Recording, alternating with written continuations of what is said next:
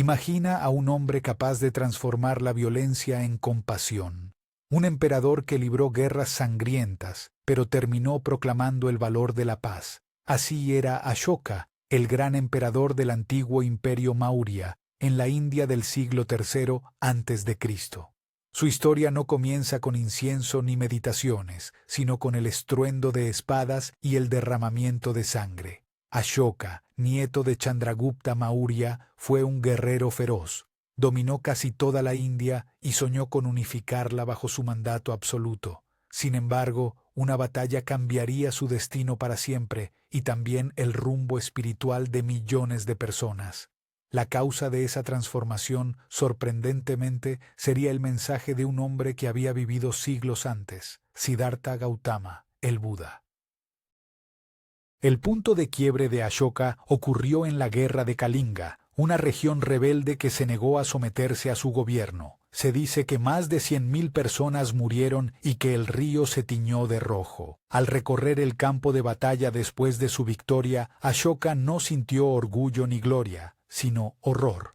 Ante los cuerpos sin vida, comprendió la magnitud del sufrimiento que él mismo había causado. Esa visión lo devastó. En lugar de celebrar, se preguntó si acaso el poder tenía algún sentido cuando se edificaba sobre montañas de cadáveres. Fue entonces cuando las enseñanzas de Buda llegaron a él como una luz entre las ruinas. La idea de la no violencia y la compasión penetró profundamente en su alma.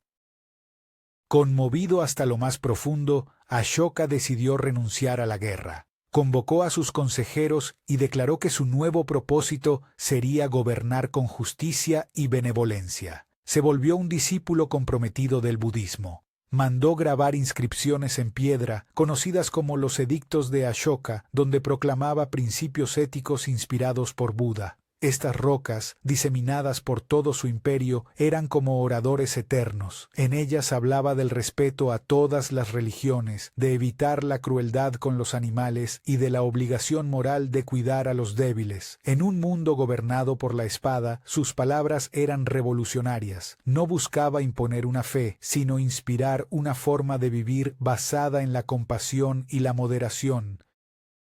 Uno de los misterios más fascinantes de Ashoka es cómo transformó una creencia individual en un movimiento global. No se limitó a practicar el budismo en palacio, sino que lo extendió incluso más allá de sus fronteras. Envió misiones diplomáticas que llevaban no soldados, sino monjes y mensajes de paz. Algunos viajaron hacia el oeste, hacia Siria y Egipto. Otros fueron hacia el sudeste, a lo que hoy conocemos como Tailandia y Sri Lanka. Su propio hijo, Mahinda, y su hija, Sangamita, se convirtieron en misioneros budistas. Gracias a ellos, el budismo prendió raíces en tierras nuevas, cruzando océanos y culturas, como si la semilla de la iluminación germinara bajo cualquier cielo que la recibiera.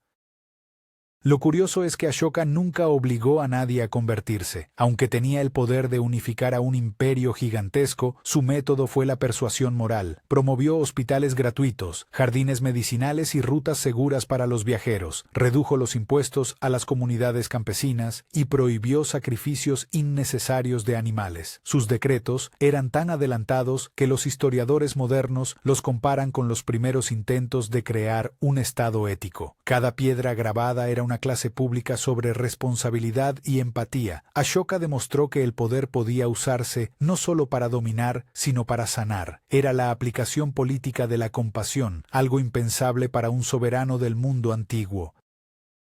Los edictos de Ashoka son verdaderas joyas arqueológicas. Están escritos en distintos idiomas, prácrito, griego y arameo, adaptados a las culturas locales. Algunos pesan toneladas y siguen de pie después de más de 2000 años. En ellos, el emperador firma como Devanampiya Piyadasi, que significa el amado de los dioses. Pero su mensaje está lejos de toda arrogancia divina. Habla de autocrítica y humildad, invita a los funcionarios a ser amables con los ciudadanos y a enseñar a las generaciones futuras los valores del Dharma, la rectitud moral. Cada inscripción es como un eco de conciencia tallado en piedra, y ese eco, de alguna forma, aún resuena como una advertencia sobre el poder y la compasión. La conversión de Ashoka no fue un gesto aislado, sino un fenómeno social que cambió el mapa espiritual del continente asiático. Muchos pensaron que su fervor sería temporal, pero se convirtió en una política de Estado. Fundó monasterios y apoyó la construcción de estupas, monumentos que guardaban reliquias de Buda. Entre ellas, destaca la gran estupa de Sanchi, una obra maestra de la arquitectura india que todavía atrae peregrinos y arqueólogos por igual. Este apoyo institucional permitió que el budismo pasara de ser una enseñanza local a un movimiento con monjes, templos y textos canónicos. El gobierno se transformó en una herramienta para expandir la sabiduría, no solo la autoridad. Desde entonces, los historiadores lo recuerdan como el ejemplo más claro de la fusión entre poder y espiritualidad. En lugar de conquistar con armas, Ashoka conquistó corazones.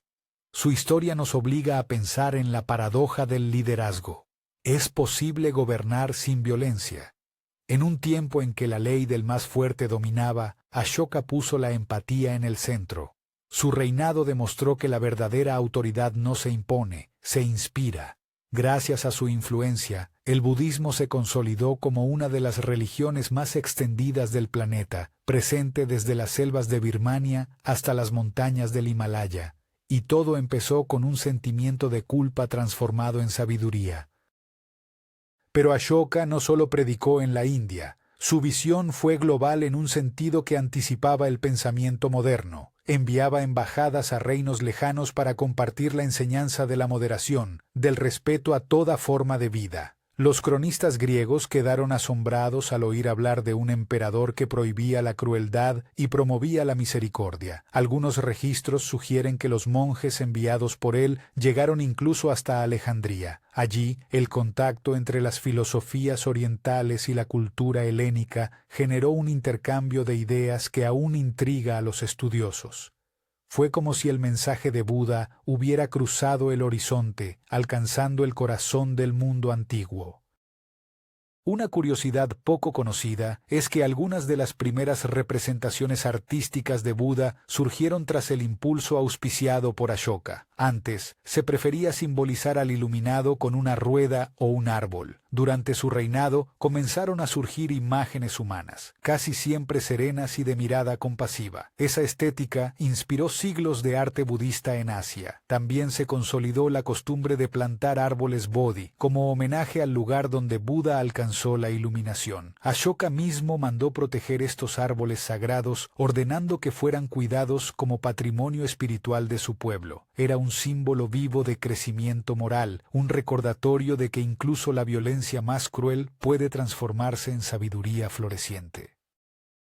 El imperio de Ashoka, en su apogeo, fue uno de los más grandes y organizados del mundo antiguo. Abarcaba casi todo el subcontinente indio, incluido el actual Pakistán y Bangladesh. Mantener la paz en semejante extensión requería más que leyes, requería propósito.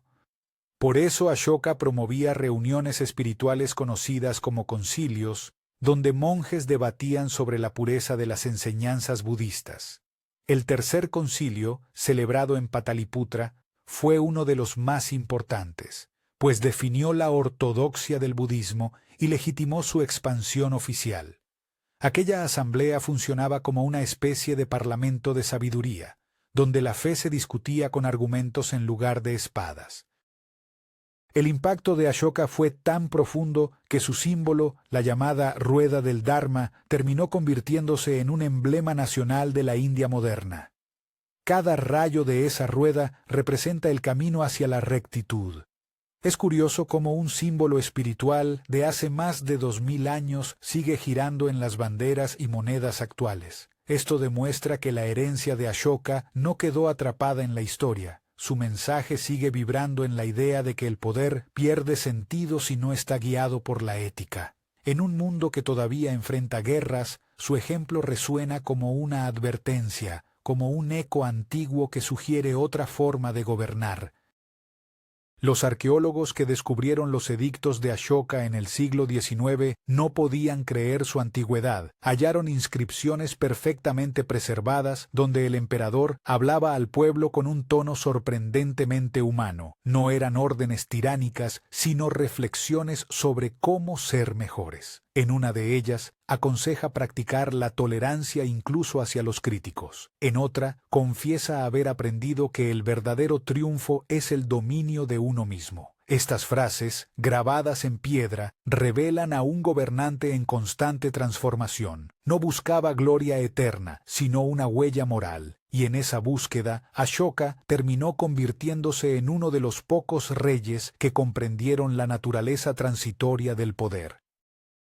A lo largo del tiempo, Ashoka fue recordado por monjes, poetas y filósofos como un modelo de soberano justo. En Sri Lanka, sus misiones establecieron una tradición que aún perdura en templos y monasterios. En el sudeste asiático, su legado cambió la cultura entera, fusionando creencias locales con el mensaje de Buda. Algunos lo llaman el primer emperador espiritual de la historia. Su reinado marcó el momento en que el budismo dejó de ser doctrina para convertirse en civilización. Lo que nació como una reacción de culpa tras una guerra terminó siendo un renacimiento de esperanza. Ashoka no solo gobernó un imperio, sembró una manera de mirar el mundo, donde la compasión se convirtió en ley suprema.